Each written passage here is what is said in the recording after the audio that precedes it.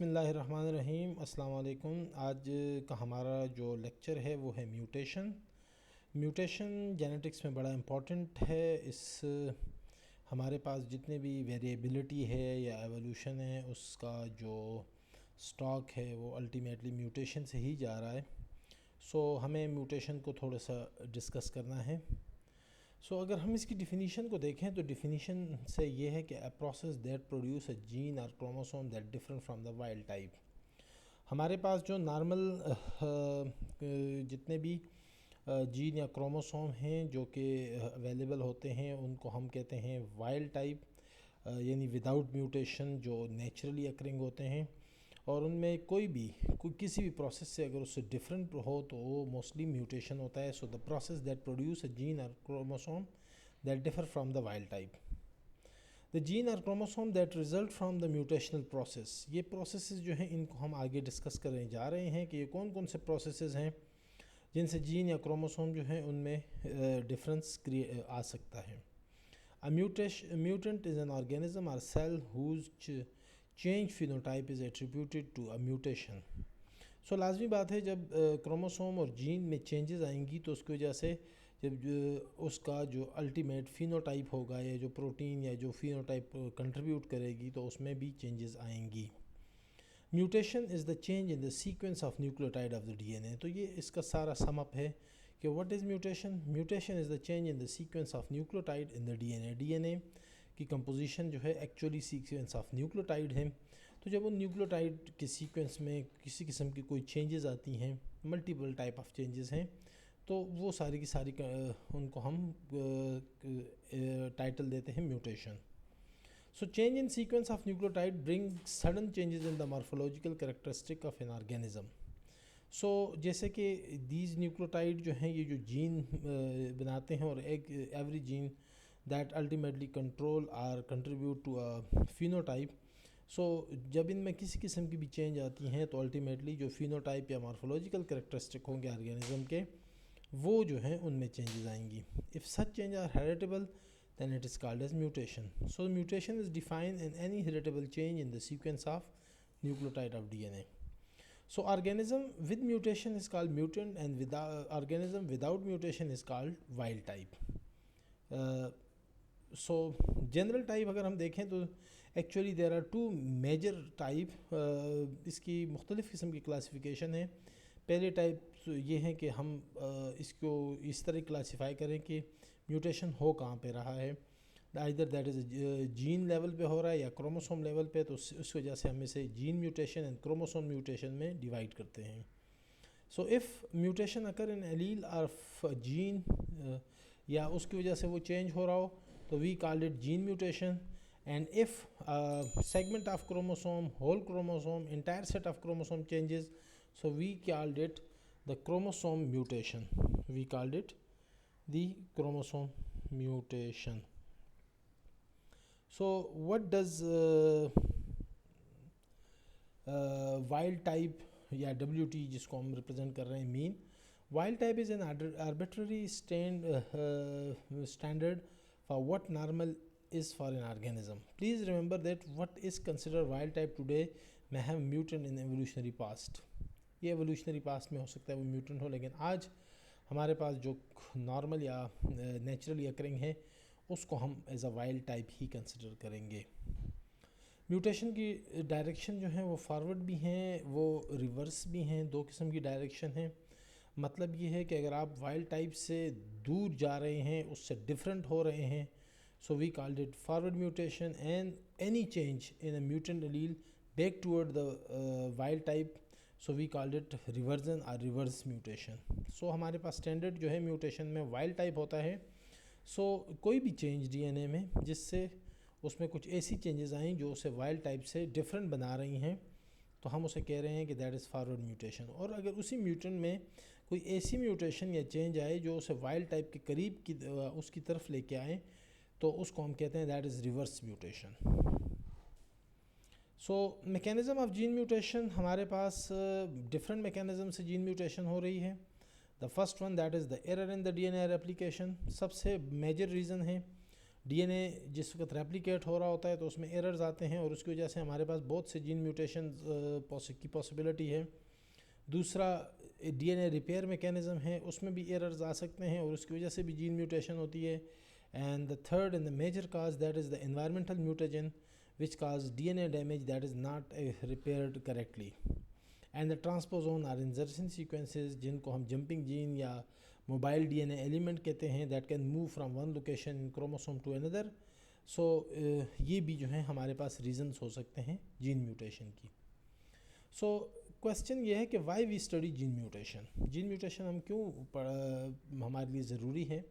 So variant in gene which are caused by the mutation are needed to study the transmission of trait.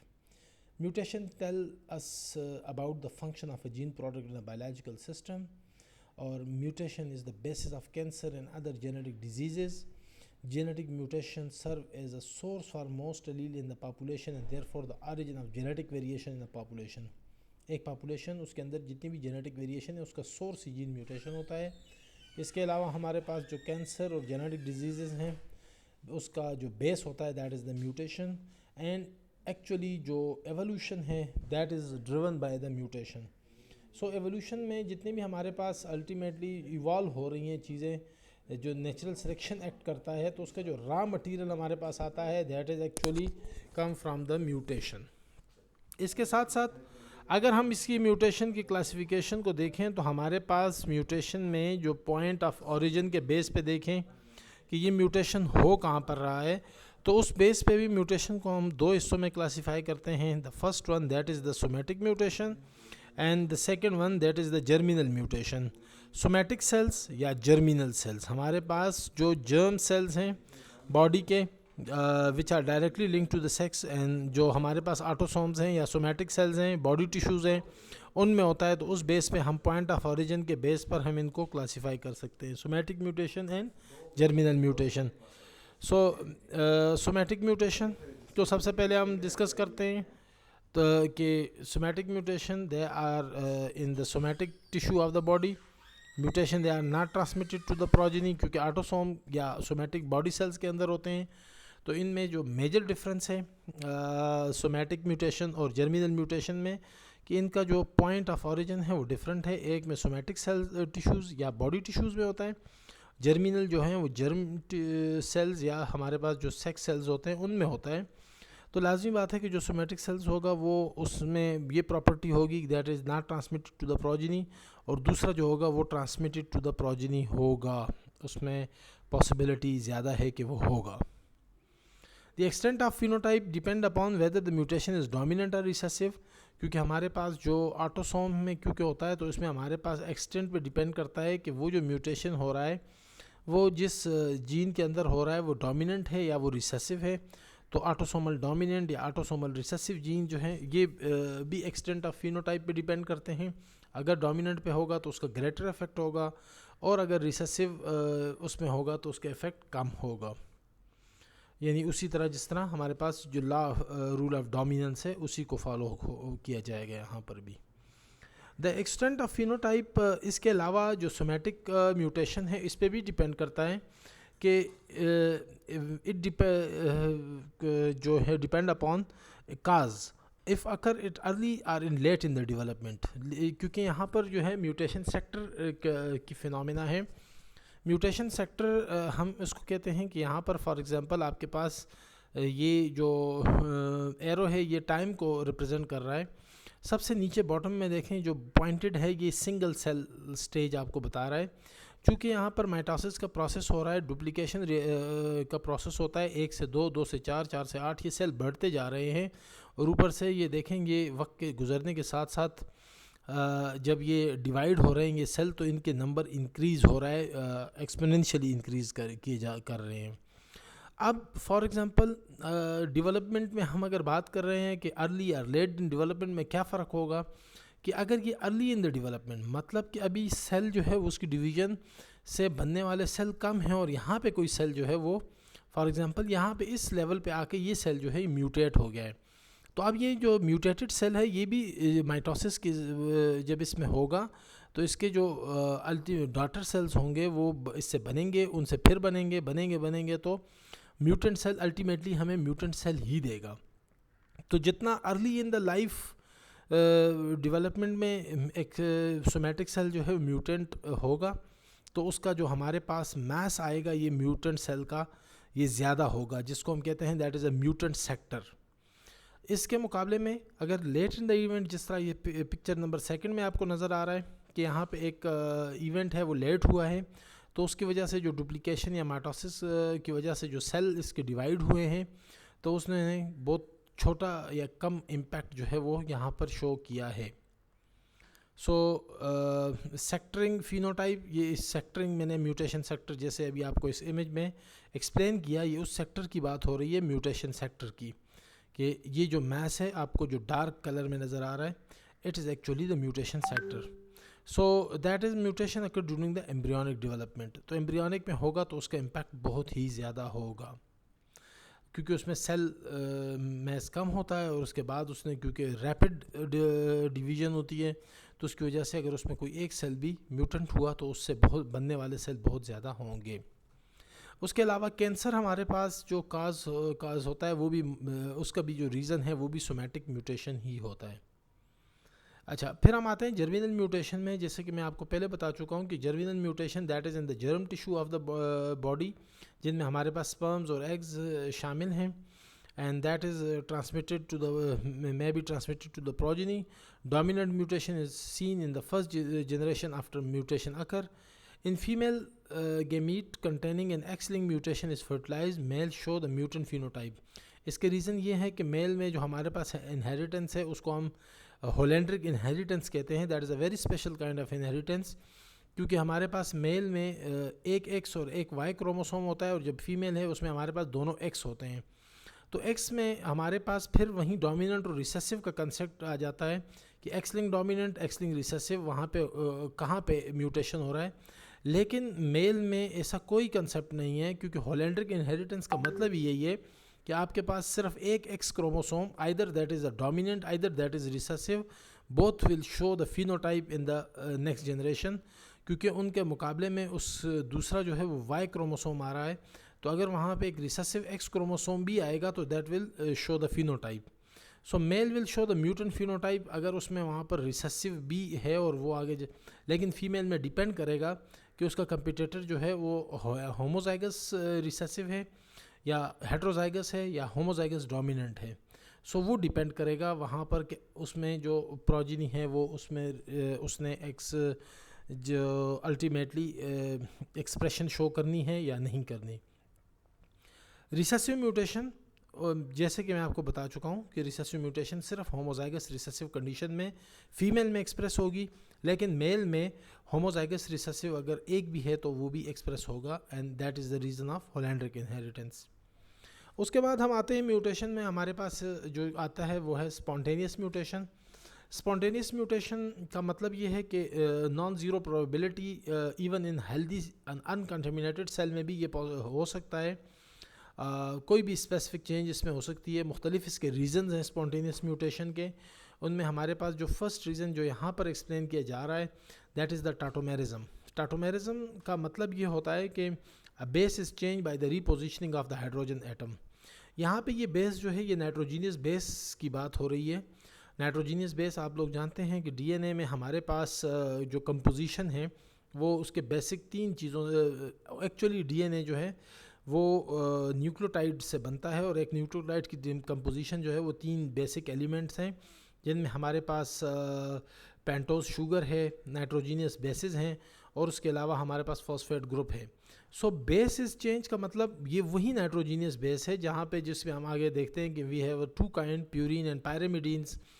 तो वो basis जो हैं उनमें आपके पास मुख्तलिफ़ किस्म के हाइड्रोजन और उसके अलावा NH2 और उसके अलावा मिथाइल ग्रुप वगैरह अटैच होते हैं CH3।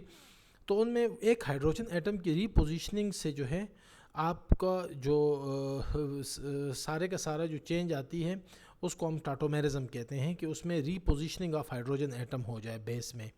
उससे क्या होगा, एक हाइड्रोजन एटम के चेंज होने से क्या फ़र्क पड़ेगा कि वो जो हाइड्रोजन बॉन्डिंग का पैटर्न है वो सारे का सारा बेस का चेंज हो जाता है। और हाइड्रोजन बॉन्डिंग का पैटर्न चेंज होने की वजह से फ़र्क ये पड़ता है कि जिस वक्त रेप्लिकेशन में बेस पेयरिंग होती है तो वहाँ पर जब हाइड्रोजन बॉन्ड का एटम की पोजीशन चेंज होगी तो वो जो रेप्लिकेशन में बेस पेयरिंग होगी वो इनकरेक्ट होगी, वो इनकरेक्ट। इसके साथ साथ हमारे पास जो दूसरा प्रोसेस है वो है डी अमाइनेशन। डी अमाइनेशन का जो प्रोसेस है, डी अमाइनेशन, डी मतलब removal, amination mean amine group. ये होता क्यों है, that is due to the reason, due to the hydrolysis. Hydrolysis में ये होता है कि आपके पास जो नॉर्मल बेस होता है that is change to atypical base containing a keto group. Keto group को नॉर्मली ऑर्गेनिक केमिस्ट्री में आप जानते होंगे डबल बॉन्ड ओ इसका एक फंक्शनल ग्रुप होता है। वो आ जाता है इन प्लेस ऑफ जो नॉर्मल अमाइन ग्रुप होता है।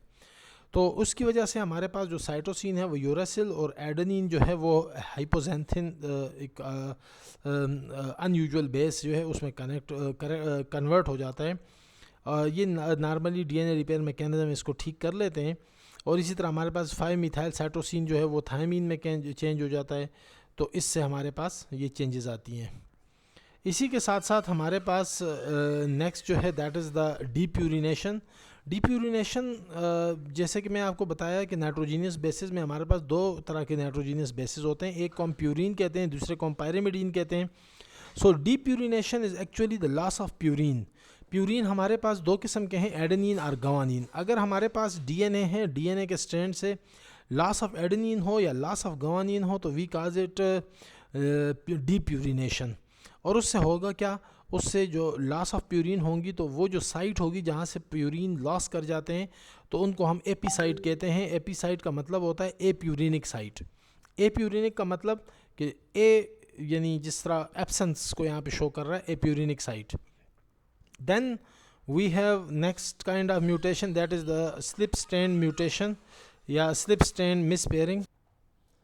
सो स्लिप स्ट्रैंड मिसपेयरिंग जो है actually that is the denaturation of new strand from the template during the replication follow by the renaturation in different spot. कि फॉर एग्जांपल हमारे पास replication है, replication में हमारे पास न्यू स्ट्रैंड बना। न्यू स्ट्रैंड जो डीएनए का एक टेम्पलेट स्ट्रैंड होता है, जो कंजर्वेटिव रेप्लिकेशन है उसमें हमारे पास एक टेम्पलेट स्ट्रैंड होता है और एक न्यू स्ट्रैंड बन रहा होता है। तो जो न्यू स्ट्रैंड होता है वो अक्सर डीनेचर होकर जब उसकी रीनेचरेशन होती है तो वो जहाँ पे होनी चाहिए होती है वहाँ पे नहीं होती है और एक गलत जगह पे यानी डिफरेंट स्पॉट पे हो जाए तो इसको हम कहते हैं स्लिप स्ट्रैंड मिसपेयर। इसको हम कहते हैं स्लिपिंग। यानी जहाँ पर इसकी रीनेचरेशन एग्जैक्ट लोकेशन है वहाँ से अगर वो डिफरेंट लोकेशन पे उसकी रीनेचरेशन हो तो this strand is called as the slip strand. So slip strand जब डिफरेंट जगह पे होगा तो उससे फ़र्क क्या पड़ेगा, उससे फ़र्क सबसे बड़ा ये पड़ेगा कि वहाँ पर जो उनकी होगी अल्टीमेटली जो इनकी रीनेचरेशन होगी या इनके दरमियान जितना भी पेयरिंग होगी वो सारी की सारी मिस पेयरिंग होगी और उसकी वजह से एरर आ जाएगा। इसी को रेप्लिकेशन स्लिपेज भी दूसरे मानों में कहा जाता है। Replication slippage also known as the SSM या slip strand mispairing that lead either to the trinucleotide or dinucleotide expansion and contraction during the DNA replication। इसके साथ साथ हमारे पास फिर इंड्यूस म्यूटेशन है। यानी स्पॉन्टेनियस जो है तो वो हेल्दी सेल किसी में भी किसी टाइम पे भी हो सकता है, लेकिन इंड्यूस जो है उसके कुछ रीजंस होते हैं। यानी उन रीजंस में हमारे पास जो मोस्टली जो रीजंस होते हैं उनको हम कहते हैं that is the mutagens are environmental causes. दो किस्म के रीजंस होते हैं जिनकी वजह से म्यूटेशन को इंड्यूस किया जाता है और या इंड्यूस होते हैं, म्यूटेजेंस की वजह से या इन्वायरमेंटल काजेज़ की वजह से। हमारे पास जो म्यूटेजेंस हैं वो मोस्टली जो है वो केमिकल्स होते हैं मुख्तलिफ़ किस्म के। उनमें हमारे पास केमिकल्स हैं और केमिकल वैरायटी ऑफ केमिकल हैं जो कि म्यूटेशन काज करते हैं जिसकी वजह से इनको म्यूटेजेंस कहते हैं।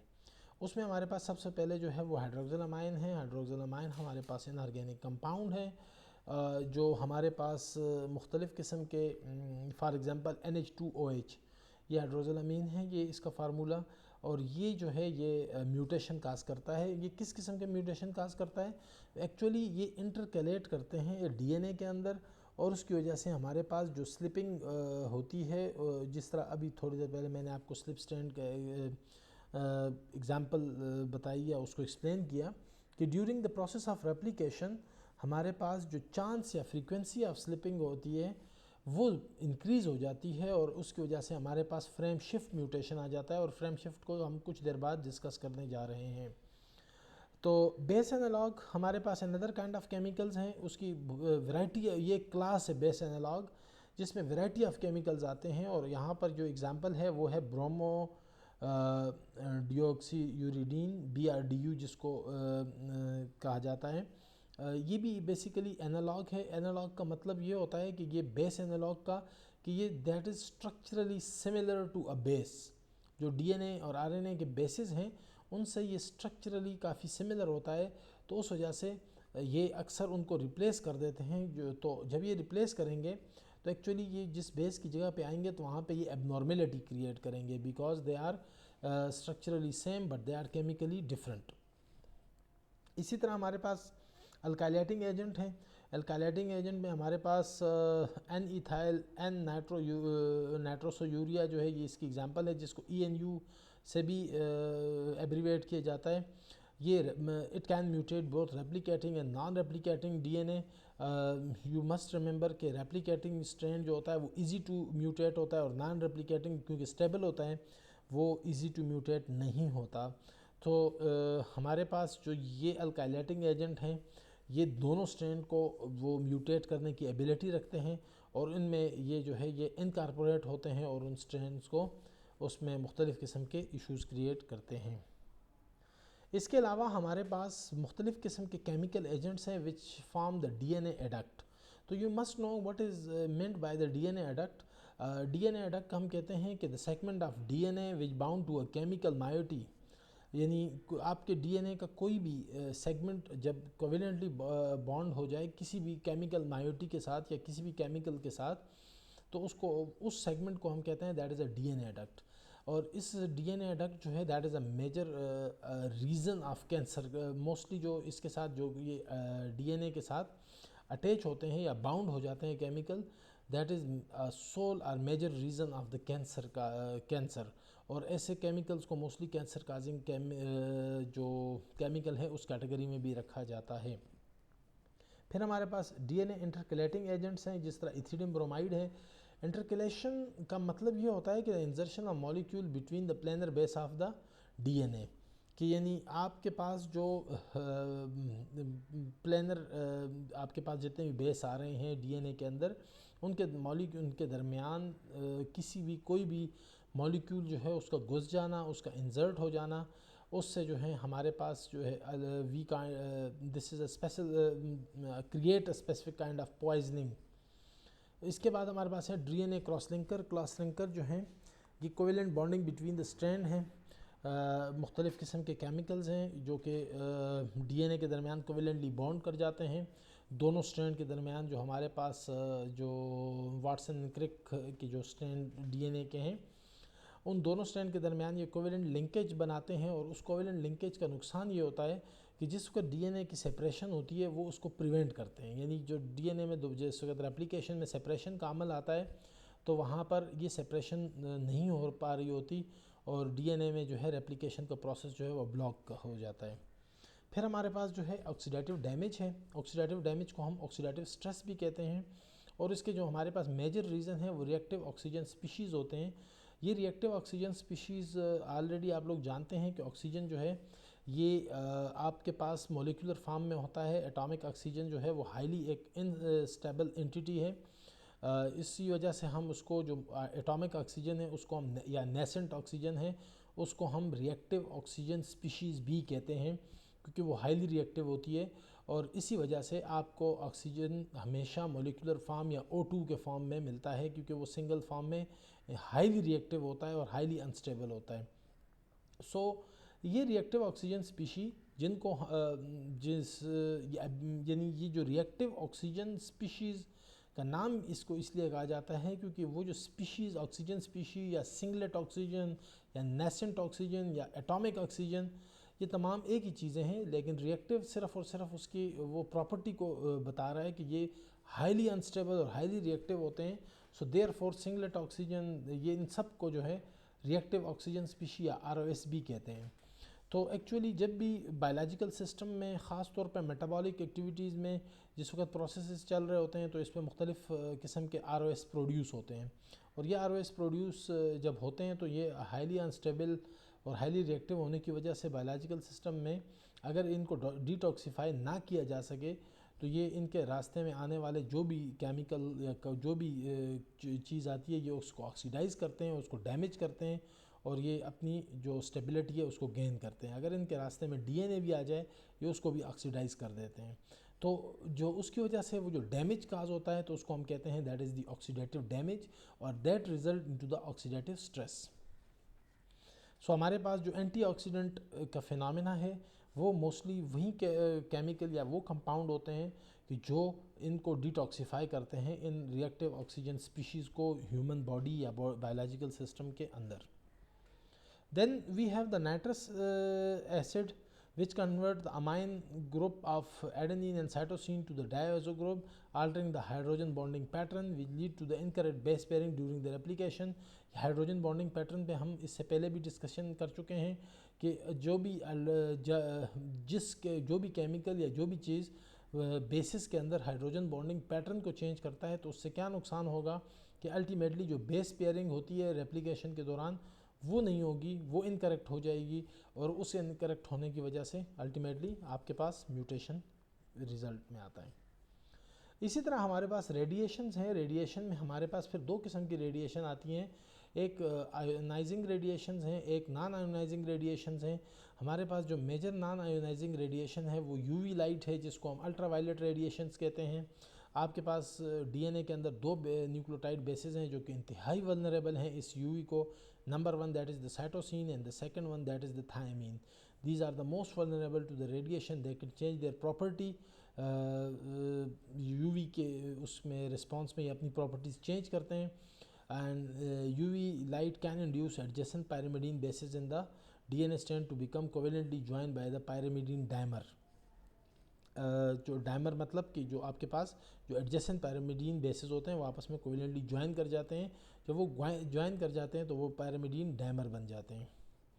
इसके अलावा हमारे पास आयोनाइजिंग रेडिएशंस होती हैं। आयोनाइजिंग रेडिएशन जो है इसमें काफ़ी अच्छी खासी एनर्जी होती है, एनर्जी कैरी करते हैं। So that is sufficient to knock out electron from the atom or molecule, therefore make them ionising या therefore ionising them. Ionising radiation जो हैं तो that is matter of the energetic sub atomic particle ion atom moving at high speed. Specifically इनकी speed के बारे में कहा जाता है कि greater than 1% of the speed of light. या इसके अलावा जो हमारे पास इलेक्ट्रोमैग्नेटिक वेव्स हैं हाई एनर्जी, तो ये सारी की सारी गैमा रेडिएशन इनकी बड़ी एग्जांपल्स हैं। That can result in the mutation and possibly result in the cancer और डेथ।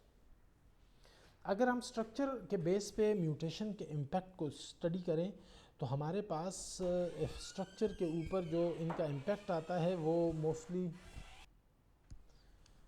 स्ट्रक्चर के ऊपर इनका जो इम्पैक्ट है वो दो किस्म के इम्पैक्ट हैं, स्मॉल स्केल या लार्ज स्केल। स्मॉल स्केल में हम जब बात कर रहे होते हैं तो स्मॉल स्केल इफ़ेक्ट का मतलब ये है कि जीन या फ्यू न्यूक्लियोटाइड के ऊपर जब इनका इम्पैक्ट होता है तो वो स्मॉल स्केल की कैटेगरी में आता है। If only a single nucleotide is affected तो ये फिर होगा पॉइंट म्यूटेशन। सो हमारे पास स्मॉल स्केल म्यूटेशन में सबसे पहला जो है वो पॉइंट म्यूटेशन या जिसको सब्स्टिट्यूशन म्यूटेशन भी कहते हैं। ये मोस्टली केमिकल्स वगैरह की वजह से malfunction of the DNA replication, exchange और single nucleotide with the another nucleotide. So point mutation हमारे पास एक्चुअली जो है वो दो किस्म की आती हैं, एक को हम कहते हैं ट्रांजिशन, एक को हम कहते हैं transversion. Most common is the transition that exchange a purine for a purine, a pyrimidine for a pyrimidine। मतलब कि यहाँ पर आपको ये जो स्केच नज़र आ रहा है, इस स्केच में आपको दो अल्फ़ा एंड बीटा दो चीज़ें नज़र आ रही हैं। सबसे पहले तो आप इसमें देखें, आपके जो ये बॉक्स है इसके कोनों में A C T G, adenine, cytosine, thymine, guanine, एक तो ये नज़र आ रहा है, और दूसरा आपको यहाँ पर इसमें बीटा और अल्फ़ा नज़र आ रहे हैं। अल्फ़ा जो है ये रिप्रेजेंट कर रहा है ट्रांजिशन को, और बीटा जो है वो रिप्रेजेंट कर रहा है ट्रांसवर्जन को। अगर आपका बेस जो है, बेस में फिर क्लासिफिकेशन है प्यूरीन और पायरिमिडीन की। अगर प्यूरीन प्यूरीन से और पायरिमिडीन पायरिमिडीन से चेंज होगा तो ये हमारे पास ट्रांजिशन है। और अगर प्यूरीन पायरिमिडीन से चेंज होगा या वाइस वर्सा, पायरिमिडीन प्यूरीन से, तो हम इसको कहेंगे that is the transversion. For example हमारे पास जो प्यूरीन है वो एडेनिन एंड ग्वानिन है। एडेनिन एंड ग्वानिन मतलब एडेनिन ग्वानिन से चेंज हो गया तो प्यूरीन प्यूरीन से ही चेंज हुआ, क्योंकि ये दोनों प्यूरीन हैं। तो ये क्या हुआ हमारे पास, ए अल्फ़ा, अल्फ़ा का मतलब ट्रांजिशन। और इसी तरह अगर हमारे पास साइटोसिन एंड थायमिन दोनों पायरिमिडीन हैं, ये दोनों आपस में चेंज होते हैं, तो अगेन एक पायरिमिडीन पायरिमिडीन से चेंज हुआ है, so again it is the transition. लेकिन अगर एडेनिन साइटोसिन से चेंज हुआ, मतलब कि एक प्यूरीन पायरिमिडीन से चेंज हो रहा है, तो that is beta mean transversion. और अगर एडेनिन थायमिन से चेंज हो रहा है, अगेन यहाँ पे प्यूरीन पायरिमिडीन से चेंज हो रहा है बीटा, थायमिन ग्वानिन से, तो दोनों डिफरेंट है, एक प्यूरीन एक पायरिमिडीन है तो बीटा, ग्वानिन साइटोसिन से तो एक प्यूरीन है और एक पायरिमिडीन है, तो इसका मतलब क्या हुआ कि अगेन यहाँ पर भी ट्रांसवर्जन ही है। हमारे पास जो ट्रांसक्रिप्शनल प्रॉपर्टी में पॉइंट म्यूटेशन में हम देखते हैं, तो हमारे पास इम्पैक्ट जो है वो तीन तरह से इसका आ रहा है पॉइंट म्यूटेशन का। ये इसको हम कहते हैं silent mutation, missense mutation या नॉन सेंस म्यूटेशन। कि साइलेंट म्यूटेशन का मतलब ये होता है कि that is a neutral mutation. Change आ जाती है लेकिन आपके पास जो प्रोडक्ट होता है उस पर कोई फ़र्क नहीं पड़ता। इस प्रोडक्ट पे फ़र्क पड़ने और ना पड़ने का को समझने के लिए आपको जेनेटिक कोड को रिमाइंड करना होगा, और जेनेटिक कोड में ख़ास तौर पर आपके पास जो कोडान का वो टेबल है जिसमें 64 आपके पास टोटल कम्बिनेशंस आती हैं ट्रिपल कोड की या कोडॉन्स की, लेकिन हमारे पास जो total number of amino acid है दैट आर एक्चुअली 20। तो हमारे पास कुछ अमाइनो एसिड ऐसे हैं बहुत से कि जिनको कोड करने के लिए मोर देन 1 कोडान मौजूद हैं।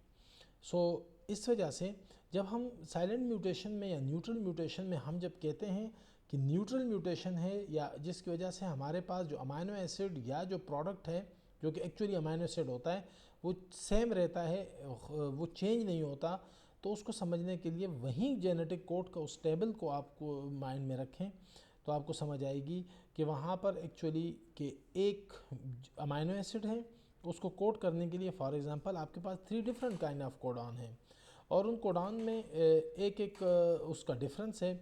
अगर उनमें से वो एक बेस जो है वो चेंज हो जाता है दूसरे से, लेकिन सेम वो जो चेंज होने के बाद जो उसमें आता है वो उसी को ही वो कर रहा होता है, तो we called it silent mutation और न्यूट्रल म्यूटेशन। इसी तरह हमारे पास जो है मिस सेंस म्यूटेशन है। मिस सेंस म्यूटेशन का मतलब ये है कि म्यूटेशन हुई, आपके पास जो ट्रिपलेट कोड है उसमें से कोई एक वो जो चेंज हुआ बेस, और उसकी जगह एक और बेस आ गया। अब वो जो पहला वाला था वो एक अमाइनो एसिड को कोड कर रहा था, और जो अभी जो चेंज आने के बाद जो नया कोड बना तो वो एक डिफरेंट अमाइनो एसिड को कोड कर रहा है। तो इसकी वजह से जो अल्ट्रेशन आई है तो हम इसको कहते हैं that is the miss sense mutation. तीसरा हमारे पास है नॉन सेंस। नॉन सेंस में ये होता है कि आप उसी जेनेटिक कोड में आपके पास कुछ 3 किस्म के कोडान ऐसे मेंशन हैं जिनको कहा जाता है स्टॉप कोडान, कि यानी जब भी वो किसी सीक्वेंस में आएंगे और जिस वक्त वहाँ पे उसके ट्रांसक्रिप्शन पहुँचेगी तो वहाँ पे वो प्रोसेस जो है वो स्टॉप कर जाता है, या जिनको हम टर्मिनेटिंग कोडान भी कहते हैं, चेन टर्मिनेटिंग कोडान या स्टॉप कोडान। तो जिस वक्त म्यूटेशन हो और म्यूटेशन के बाद जो चेंज के बाद वाला जो कोडान है वो अगर स्टॉप कोडान या टर्मिनेटिंग कोडान जो 3 हैं उनमें से कोई एक होगा, और उसकी वजह से अल्टीमेटली आपका जो प्रोटीन सिंथेसिस या जो ट्रांसक्रिप्शन है वो स्टॉप हो जाए, तो उसको हम कहेंगे नॉनसेंस म्यूटेशन। क्यों कहेंगे नॉनसेंस म्यूटेशन? बिकॉज इसकी वजह से हमारे पास इनकम्प्लीट सिंथेसिस होती है या इनकम्प्लीट प्रोटीन आता है, और इनकम्प्लीट प्रोटीन जो होता है वो हमेशा नॉन फंक्शनल होता है, और उसकी वजह से बहुत बड़ी चेंज आती है फिनोटाइप ऑफ ऑर्गेनिज्म में, तो we called it nonsense mutation. So इसको इन सबको समझने के लिए हम इस डायग्राम की मदद लेंगे। अभी हमारे पास एक्चुअली हमारे पास ये TAC एंड ATG हमारे पास ये DNA का एक सेगमेंट है। अब यहाँ पर जो म्यूटेशन ये हमारे पास सबसे पहले वाइल्ड टाइप है, जो एक्चुअली हमारे पास ऐसा है, दैट इज़ दी UAC। अगर इसमें यहाँ पर चेंज आ जाए UAU में, तो यहाँ पर एक्चुअली जो टायरोसिन जो है वो अमाइनो एसिड, ये कोडान जो UAC है ये टायरोसिन कोडान को कोड कर रहा है। इसमें C जो है वो U से रिप्लेस हो गया UAU। अगेन UAU जो है ये टायरोसिन को ही कोड कर रहा है, तो हम वही यानी टायरोसिन ही बना, नॉर्मल प्रोटीन ही बना है जैसे कि वाइल्ड टाइप में बना, तो we called it silent mutation या न्यूट्रल म्यूटेशन। लेकिन अगर UAC जो है UAG से रिप्लेस हो गया, मतलब C जो है वो G से रिप्लेस हो गया, तो अब G जो है हमारे पास UAG that is a stop codon, तो यहाँ पर इनकम्प्लीट प्रोटीन बनेगा, तो नॉनसेंस म्यूटेशन। और अगर ये AAC से हुआ तो टायरोसिन के बजाय यहाँ पर एस्परजिनिन बन गया। एस्परजिनिन जो है यहाँ पर आना ओरिजिनली वाइल्ड टाइप में नहीं था, वाइल्ड टाइप में यहाँ पे टायरोसिन ने आना था, लेकिन अब यहाँ पे एस्परजिनिन आ गया, तो अब ये जो प्रोटीन इससे बनेगा वो फॉल्टी प्रोटीन होगा, and we called it missense mutation. इसके बाद हमारे पास जो है वो उसको हम कहते हैं frame shift mutation. Frame shift mutation इसका मतलब ये है कि जो फ्रेम में एरर आ रहा है। फ्रेम का मतलब क्या है? Reading frame. ये कौन सा रीडिंग फ्रेम है? जो आपके पास जिस वक्त रेप्लिकेशन है, और रेप्लिकेशन में आपके पास जिस वक्त जो रेप्लिकेशन फोक ओपन होती है और उसमें आपके पास DNA पॉलीमरेज एंजाइम रीड कर रही होती है उस पूरे के पूरे उस फ्रेम को, तो वहाँ पर वो जो उस रीडिंग फ्रेम में जब शिफ्ट आ जाए तो उसको हम कहते हैं that is a frame shift mutation. This frame shift mutation is called by the indel. Indel जो है दो वर्ड का वो है कम्बिनेशन है। In represent the insertion and del represent the deletion. मतलब कि आपके पास एक सीक्वेंस है ATCG CCD ACT, तो अब आपके पास एक लॉन्ग सीक्वेंस है। अब उस सीक्वेंस में क्या है कि आपके पास एक फार्मूला है कि तीन तीन जो न्यूक्लियोटाइड होंगे वो एक कोडान बनाएंगे, कि यानी जो ATC CTA CTG, इस मतलब आपके पास लॉन्ग लिस्ट लाइन है, सीरीज़ है पूरे का पूरा एक रीडिंग फ्रेम का। तो उसमें फॉर एग्जांपल जो आपके पास तीन पहले होंगे वो एक कोडान, उसके बाद तीन दूसरा कोडान, उसके बाद तीन दूसरा कोडान, इस तरह ये रीडिंग फ्रेम आगे चल रहा है, और वो हर एक कोडान जो है वो एक एक अमाइनो एसिड बनाता जाएगा। अगर इस दरमियान में कहीं भी इस सीक्वेंस में एक न्यूक्लियोटाइड आ जाता है, कोई एक इंजर्शन हो जाती है, घुस जाता है वहाँ पर, तो ये रीडिंग फ्रेम शिफ्ट हो जाएगा आगे। अब आपके पास वो जो तीन तीन होंगे पहले जिस तरह आ रहे थे, अब वो एक के आने की वजह से उनमें से उस रीडिंग फ्रेम में से एक अपनी असली जगह छोड़ के आगे आगे शिफ्ट हो जाएगा। तो अब आपके पास पहले जो बनने वाले अमाइनो एसिड सीक्वेंस था अब वो उससे चेंज आने शुरू हो जाएगी। इसी तरह हमारे पास जो सीक्वेंस है इसी फ्रेम जो यानी मतलब क्या हुआ, रीडिंग फ्रेम शिफ्ट हो गया आगे, एक आगे चला गया। इसी तरह अगर उसी रीडिंग फ्रेम में से आपने एक अमाइनो एसिड जो है वो डिलीट हो गया, डिलीट मतलब रिमूव हो गया, तो उससे क्या हो गया, आपका जो रीडिंग फ्रेम होगा वो एक पीछे आ जाएगा। अब जो आपके तीन तीन होंगे वो भी डिफरेंट होंगे वाइल्ड टाइप से। सो इसको हम कहते हैं कि फ्रेम शिफ्ट, यानी एक अगर उस सीक्वेंस में एक आप इंसर्ट हो जाए तो भी आपका रीडिंग फ्रेम शिफ्ट होता है। किस तरफ शिफ्ट होगा? फॉरवर्ड शिफ्ट होगा। और अगर आप उसको डिलीट कर लेते हैं उसमें कोई एक, तो आपका रीडिंग फ्रेम पीछे आ जाता है। मतलब वो जो तीन तीन का वो जो कोडान वाला वो है वो फार्मूला वो सारा रीडिंग वो चेंज हो जाती है। फिर हमारे पास है लार्ज स्केल म्यूटेशन, यानी पॉइंट और फ्रेम शिफ्ट में हमने देखा स्मॉल स्केल म्यूटेशन थी। अब लार्ज स्केल म्यूटेशन जो है, इसका मतलब ये है कि लार्ज स्केल म्यूटेशन जो होगी तो वो क्रोमोसोम में होंगी। तो क्रोमोसोम में हमारे पास जो म्यूटेशन होती हैं वो मोस्टली एम्प्लीफिकेशन है उसकी एग्जांपल, या जिसको हम जीन डुप्लीकेशन भी कहते हैं, कि इसका मतलब है कि multiple copies of or chromosomal region. तो उसका मतलब क्या होगा कि आपके जो क्रोमोसोमल रीजन हैं उनमें मल्टीपल कॉपीज़ हो जाएं। उन क्रोमोसोमल रीजन में आपके पास बहुत से जीन्स होंगे, तो आपके पास डोजेज ऑफ जीन जो है वो इंक्रीज़ हो जाएंगे। या इसके अलावा लार्ज स्केल म्यूटेशन में हमारे पास deletion of the large chromosomal regions हैं, उसकी वजह से भी आपके पास लॉस ऑफ जीन्स आ जाएंगी। इसके अलावा लॉस ऑफ हेट्रोजाइगोसिटी है, loss of one allele either by the deletion or genetic recombination event. Large scale में इसके अलावा हमारे पास क्रोमोसोमल रीअरेंजमेंट भी हैं, जिनमें हम क्रोमोसोमल ट्रांसलोकेशन उसकी एग्जांपल है, मतलब कि interchange of genetic part of non homologous chromosome. या हमारे पास इन्वर्जन भी है। इन्वर्जन में क्या होता है कि reversing the orientation of the chromosomal segment. या हमारे पास नॉन होमोलोगस क्रॉसओवर है, या इंटरस्टिशियल डिलीशन है। इंटरस्टिशियल डिलीशन जो है वो इंट्राक्रोमोसोमल डिलीशन है, जिसके मतलब ये होता है कि remove a segment of DNA from single chromosome. So उसकी वजह से क्या होता है कि आपके पास जो जीन फॉर एग्जांपल क्रोमोसोम है आपके पास, उसमें दरमियान से एक सेगमेंट जो है उसका रिमूव हो जाना। इस रिमूव होने से नुकसान क्या होता है कि आपके पास दो जीन थे, पहले वो एक दूसरे से अच्छे खासे डिस्टेंस पे मौजूद थे।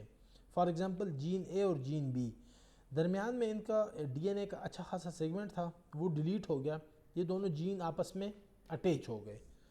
तो उसकी एग्जांपल मैं आपको दे देता हूँ। फॉर एग्जांपल आपके पास इस बात को समझने के लिए कि इंटरस्टिशियल डिलीशन क्या है, मैं आपको एक एग्जांपल से ये बात समझाने की कोशिश करूँगा, और वो एग्जांपल है ह्यूमन एस्ट्रोसाइटोमा। ह्यूमन एस्ट्रोसाइटोमा, साइटोमा जो है एस्ट्रोसाइटोमा, ये एक न्यूप्लाज्मा है, मतलब आपका ब्रेन ट्यूमर की एग्जांपल है, जिसमें आपके ब्रेन में जो ह्यूमन एस्ट्रोसाइटोमा जिसके अंदर न्यूप्लाज्मा हम कहते हैं कि दैट इज़ अ ट्यूमर या एबनॉर्मल मैस ऑफ सेल, और एस्ट्रोसाइटोमा दैट इज़ न्यूप्लाज्मा ऑफ ब्रेन, मतलब ब्रेन ट्यूमर की एग्जांपल है। सो इसमें होता क्या है कि इसमें दो जीन्स हैं, एक को हम कहते हैं फिग। फिग का मतलब होता है फ्यूज्ड इन ग्लायोब्लास्टोमा, ये एक जीन है फिग, और दूसरा है रॉस। रॉस जीन का मतलब है रिसेप्टर टायरोसिन काइनेज। ये दो जीन जो हैं ये डिस्टेंस में नॉर्मली अवेलेबल होते हैं, जो नॉर्मल ह्यूमन बीइंग है उनमें इनमें अच्छा खासा डिस्टेंस होता है। लेकिन बाज़ औक़ात ऐसा हो जाता है कि इनके दरमियान इंटरस्टिशियल डिलीशन हो जाती है, और इनके दरमियान जो डीएनए है वो डिलीट हो जाता है, और ये दोनों जीन जो हैं ये आपस में फ्यूज़ कर जाते हैं। तो उसकी वजह से वो जो जीन के बाद जो उसका प्रोडक्ट टर्मिनेट होता है और नेक्स्ट जीन दोबारा इनिशिएट और टर्मिनेट होता है, तो ऐसा नहीं हो पाता। और जिस वक्त वो जीन प्रोडक्ट शुरू होता है तो वो कंटिन्यूसली एक फिग को रीड करने के बाद रॉस की तरफ और आखिर में जाकर टर्मिनेट होता है, तो उसकी वजह से हमारे पास फ्यूज़ प्रोटीन बनता है, और उस फ्यूज़ प्रोटीन को हम फिग रॉस प्रोटीन कहते हैं। अब ये जो फिग रॉस फ्यूजन प्रोटीन हमारे पास बनता है, तो उसमें हमारे पास जो काइनेज एक्टिविटी होती है वो बहुत एक्टिव होती है, और उस काइनेज एक्टिविटी की वजह से ऑन्कोजेनिक ट्रांसमिशन हो जाती है, मतलब कि आपके जो नॉर्मल सेल्स होते हैं उनमें कैंसर सेल या ट्यूमर डेवलपमेंट शुरू हो जाती है। आखिर में हम थोड़ा सा इसको भी डिस्कस कर लेते हैं कि what is the relationship between mutation and cancer. Cancer के बारे में कहा जाता है कि cancer is a group of disease characterized by the rapid uncontrolled proliferation of cell within the tissue resulting in the formation of tumour. Cancer जो है इसकी बहुत सी काजेज़ हैं, बहुत से फिनोटाइप हैं, लेकिन फंडामेंटल मैकेनिज़्म जो है वो जेनेटिक ही है। हमारे पास दो किस्म के जीन हैं जो कि कैंसर फॉर्मेशन में इन्वॉल्व हैं। एक को हम कहते हैं that is the tumour suppressor gene, और दूसरे को हम कहते हैं प्रोटोऑन्कोजीन। ट्यूमर सप्रेसर जीन्स जो हैं they are the gene that encode a product that normally stop cell division. ये हमारे पास जो सेल डिवीजन है उसके अंदर उसके जीन्स हैं, ये दोनों जीन जो हैं ये एक्चुअली सेल डिवीजन के जीन्स हैं।